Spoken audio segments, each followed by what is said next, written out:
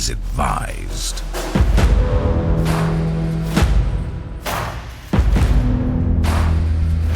This is 10-Minute Murder.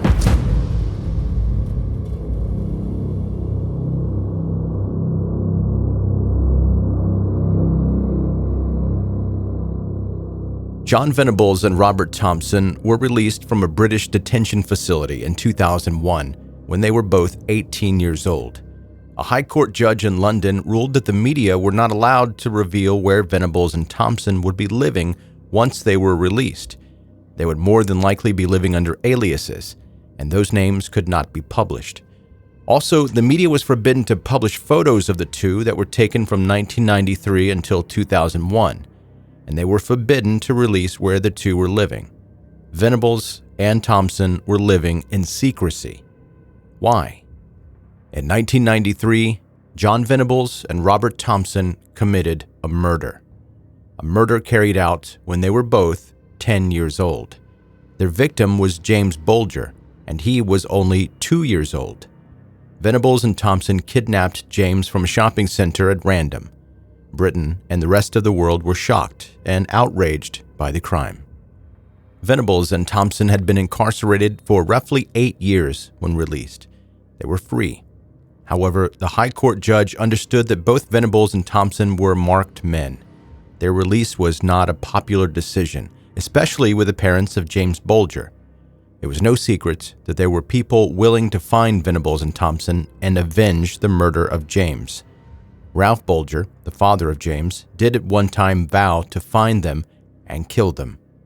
One of the most horrific cases in British history was committed by children, and their victim was an innocent child who was barely shy of 3 years old. Denise Fergus was born and raised in Liverpool, England. She always wanted to be a mother. She gave birth to James Bulger in March of 1990. He was remembered by her as being a wonderful child. It was Friday, February 12, 1993, when she decided to go on a trip with James to the Strand Shopping Centre, which is outside of Liverpool. Denise would later tell a reporter that it was the worst decision that she ever made in her life. Denise and James stopped by a butcher shop at the Strand. Denise recalled that James was at her side when she stopped to pay for some food. When she looked back down at her son, he was gone. She panicked, afraid that he had wandered off into the shopping center. Police arrived 40 minutes later after James vanished. The search for the toddler began and all hands were on deck, searching for him. 4 hours after he vanished, the Criminal Investigation Division was called in to work the case. They would soon have a lead. A witness claimed to have seen a child crying by a canal that was right next to the Strand. This was especially terrifying at the time because it was possible that James wandered away from his mother and could have fallen into the canal by accident. Investigators decided to check the CCTV system at the Strand. The quality of the video was not perfect, because it never is, but they painstakingly reviewed the footage. Something caught their attention. James was seen walking hand in hand with one boy while another walked ahead of them. They were leading him somewhere. Investigators were surprised to see James walking away with 2 boys. Due to the poor film quality, investigators could only guess the ages of the 2 boys. They were possibly teens, maybe.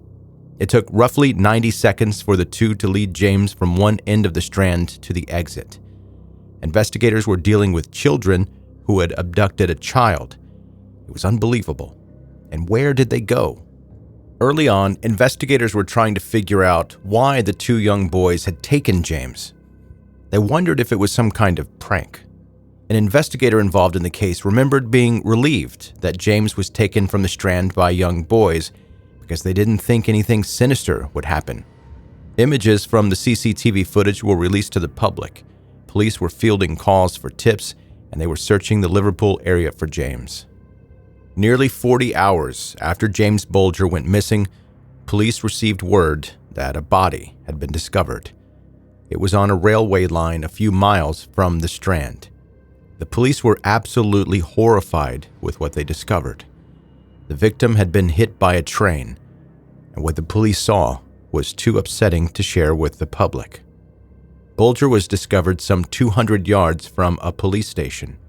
And one thing they were sure of when they found James was that the train was not responsible for his death.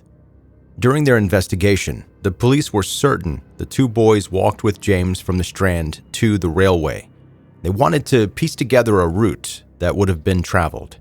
A local business along the way to the rail yard had a security camera, and the police were hoping it would capture something, anything. It showed James and the two boys. However, that footage also was not great, and the police became even more frustrated.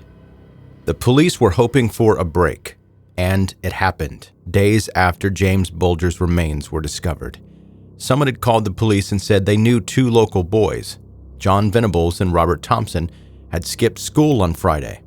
The caller noted that one of the boys had blue paint on their coat, and this was an important clue for the police because blue paint was on the body of James.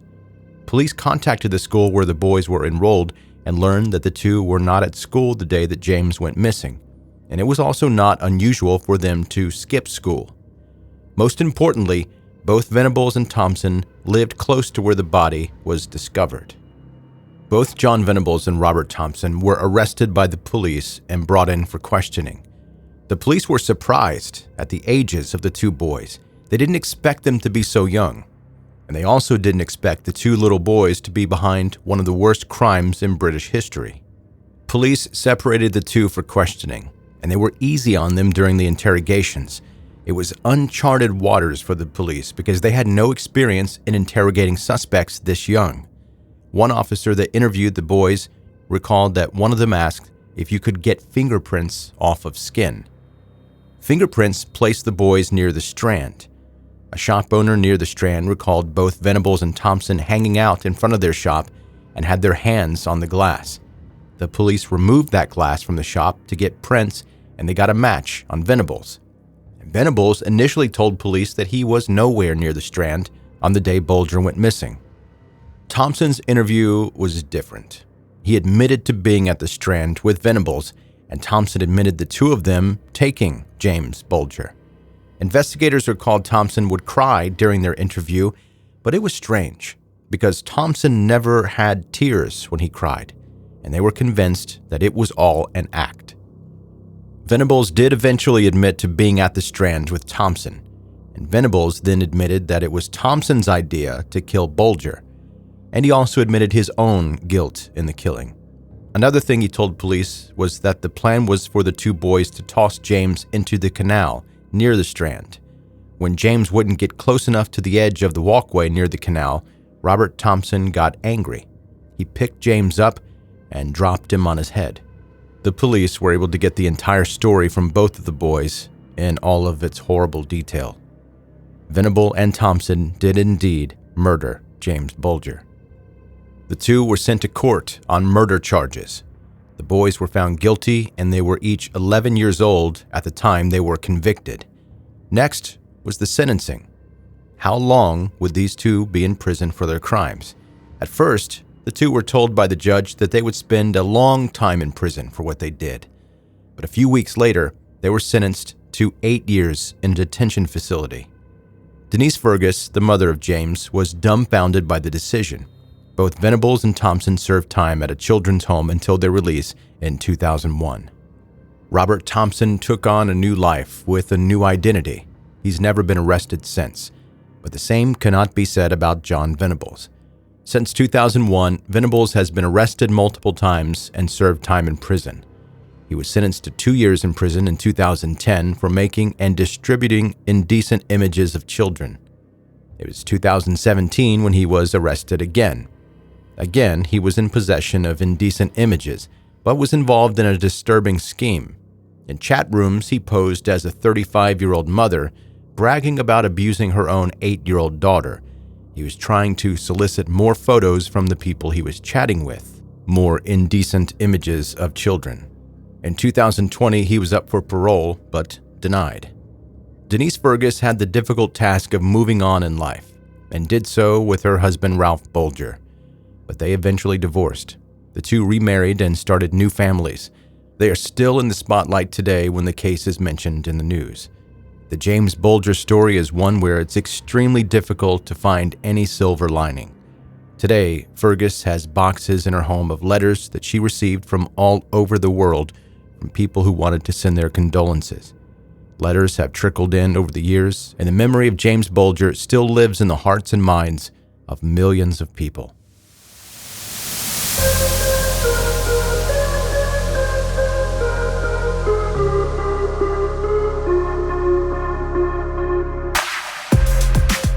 That's 10-Minute Murder for today. Brief and bingeable true crime. I'm Joe, the host, and thank you so much for taking the time to listen to 10-Minute Murder today. A quick email question. Hi, Mr. 10-Minute Murder. I have a question I'd like to know. What are you currently reading? Love the show, Darcy in Richmond. And Darcy, that's very presumptuous for you to assume that I know how to read, but I do. I just finished Pretty Girls by Karen Slaughter. So right this minute, I'm not reading anything. I'm in between books at the moment. And this is a good opportunity to ask you, what are you reading? You listening, I'm assuming there's some readers that listen to this podcast. So if there's a book that you think that I should get my eyes on, then let me know about it. Send me an email, joe@10minutemurder.com. I'm always looking for good book recommendations. Now, I will say this. I don't normally read them with my eyes. Because of my time constraints and doing this podcast, it leaves me with very little free time, and I read them with my ears. I don't know who invented audiobooks, but I love you. I'll kiss you on the mouth if I meet you. But thanks again to Darcy in Richmond for the email, and if you're brand new to 10-Minute Murder, make sure you hit subscribe before you go. Catch up on any back episodes. Connect on social media to see pictures of what we talk about here in the podcast. And if you love the show, if you really enjoy what you're listening to, let your friends and family know about 10-Minute Murder. Spread the word about the show and help me help it grow. Thank you for listening to 10-Minute Murder.